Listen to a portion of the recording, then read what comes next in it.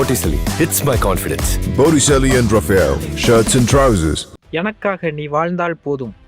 பவன் கல்யாணின் வாழ்க்கையை மாற்றிய சிரஞ்சீவியின் வார்த்தை. அண்ணன் தம்பியின் பாசக்கதை இது. தெலுங்கு சினிமாக்களைப் போலவே அக்கட தேசத்து அரசியல் களமும் ஆக்ஷன், சோகம், கண்ணீர் என மாசாக மசாலாக்கள் நிறைந்ததாகவே இருக்கும். சமீபத்தில் சமூக வலைதளங்களில் வைரலாகிக் கொண்டிருக்கும் பவன் கல்யாணின் வீடியோவும் அப்படித்தான் இருந்தது. தேர்தலில் வெற்றி பெற்ற கையோடு தன் அண்ணன் சிரஞ்சீவியை சந்தித்து ஆசி பெற வருகிறார் நடிகரும் ஜனசேனா கட்சி தலைவருமான பவன் கல்யாண். காரில் இருந்து இறங்கிய நொடியிலிருந்தே பூக்கள் தூவப்பட்டு கொண்டே இருக்கின்றன. சிரஞ்சீவியின் மகனான ராம்சரண் தன் சித்தப்பாவை ஓடி வந்து கட்டியணைத்து வீட்டிற்குள் அழைத்துச் செல்கிறார். இரு கைகூப்பி புன்னகையோடு வலம் வந்த பவன் கல்யாண் தன் அண்ணன் சிரஞ்சீவியை பார்த்ததுமே நெடுஞ்சாங்கிடையே காலில் விழுகிறார்.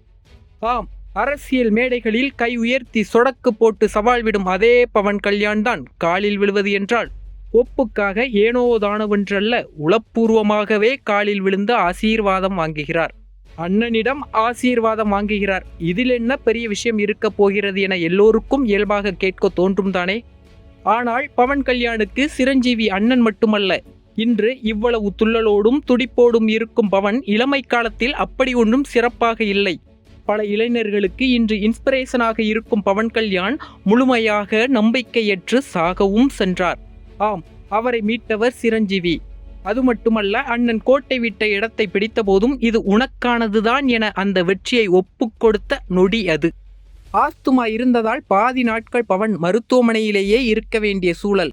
அந்த நோய்மை தந்த அழுத்தத்தின் காரணமாக எப்போதும் தனியாகத்தான் இருப்பாராம் பவன். கூட்டம் என்றாலே அலர்ஜி அவருக்கு.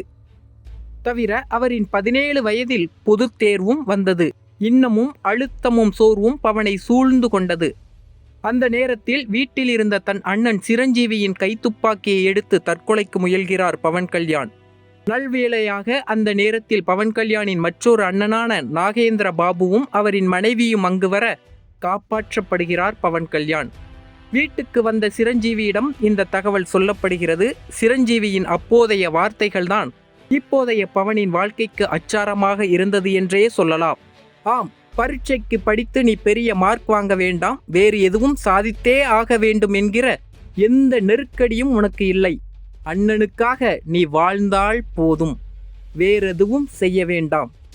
அப்போதிருந்துதான் நான் புத்தகங்கள் படிப்பது, கர்நாடக இசை, தற்காப்பு கலைகள் மற்றும் பிற பயிற்சிகள் செய்வது என என்னை நானே ஆறுதல் செய்து கொண்டேன் என ஒரு தொலைக்காட்சி நிகழ்ச்சியில் பவன் கல்யாணே மனம் திறந்து பேசியிருக்கிறார். அதனாலோ என்னவோ தன் குடும்பத்தை விட்டு ஒதுங்கியிருந்த போதும், அரசியல் ரீதியாக அண்ணனோடு முரண்பட்ட போதும் அண்ணன் சிரஞ்சீவியை எங்கேயுமே விட்டு கொடுத்ததில்லை பவன் கல்யாண். அது மட்டுமல்ல, அண்ணனின் வியர்வை நாத்தத்தை மோந்து வளர்ந்தவன் நான் என அவரே பல இடங்களில் பெருமையாகவும் சொல்வார். 2008ஆம் ஆண்டு சிரஞ்சீவி பிரஜா ராஜ்யம் கட்சியை தொடங்கிய போது அதில் தன்னை இணைத்து கொண்டார் பவன் கல்யாண். அந்த கட்சியின் இளைஞர் அமைப்பான யுவராஜ்யத்தின் தலைவராகவும் இருந்தார். அந்த கட்சி 2009 தேர்தலில் போட்டியிட்ட போது பவன் கல்யாண் போட்டியிடவில்லை. பின்னர் சிரஞ்சீவி காங்கிரஸில் தனது கட்சியை இணைக்க முடிவெடுத்த போது அதை கடுமையாக எதிர்த்தார் பவன் கல்யாண். காங்கிரஸை எதிர்த்து கட்சி தொடங்கிவிட்டு காங்கிரஸிலேயே இணைப்பது சரியா எனவும் கேள்விகளை எழுப்பினார் பவன் கல்யாண். சில ஆண்டுகள் அரசியலில் இருந்து ஒதுங்கியிருந்த பவன் கல்யாண் 2014ஆம் ஆண்டு ஜனசேனா எனும் கட்சியை தொடங்கினார். அப்போது நடைபெற்ற நாடாளுமன்ற மற்றும் ஆந்திர சட்டமன்ற தேர்தலில் பவன் கல்யாண் போட்டியிடவில்லை. தன் கட்சி கட்டமைப்பை மேம்படுத்துவதில் கவனம் செலுத்தினார். ஆனால் தெலுங்கு தேசம் பாஜக இணைந்த தேசிய ஜனநாயக கூட்டணியை ஆதரித்தார் பவன் கல்யாண். தொடர்ந்து பல முரண்பாடுகள் எழவே 2018ஆம் ஆண்டு தேசிய ஜனநாயக கூட்டணியிலிருந்து வெளியேறினார் பவன் கல்யாண். மீண்டும் தற்போது தேசிய ஜனநாயக கூட்டணியில் இணைந்த பவன் கல்யாண் 21 சட்டமன்ற தொகுதிகளிலும் 2 நாடாளுமன்ற தொகுதிகளிலும் போட்டியிட்டு அனைத்திலும் வெற்றி வாகை சூடியிருக்கிறார். சிரஞ்சீவி 2009 தேர்தலில் 18 இடங்களில் வெற்றி பெற்று 16% வாக்குகளை பெற்ற போதும் எதிர்க்கட்சி தலைவராகும் வாய்ப்பெல்லாம் உருவாகவில்லை. ஆனால் தற்போது பவன் கல்யாணுக்கு அது கூடியிருக்கிறது. 17 வயதில் பவன் கல்யாணுக்கு வாழ்க்கையின் மீதே பிடிப்பு உண்டாக காரணமாக இருந்ததும் சிரஞ்சீவிதான். அக்கட அம்மாயி இக்கட அப்பாயி படத்தின் மூலம் பவனுக்கு சினிமா அடித்தளம் அமைத்து கொடுத்ததும் சிரஞ்சீவிதான். அதே போல இன்று எதிர்க்கட்சி தலைவராக உயர்ந்திருந்தாலும் பிரஜா ராஜ்யத்தின் மூலம் அரசியலிலும் அடியெடுத்து வைக்க காரணமானவரும் சிரஞ்சீவிதான்.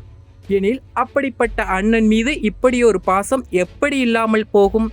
அதனால்தான் அண்ணன் ஆளுயர மாலையை அணிவிக்கும் போது அண்ணனின் முன்னால் குழந்தையைப் போல சிரித்துக்கொண்டே அதை பெற்றுக்கொள்கிறார் பவன் கல்யாண்.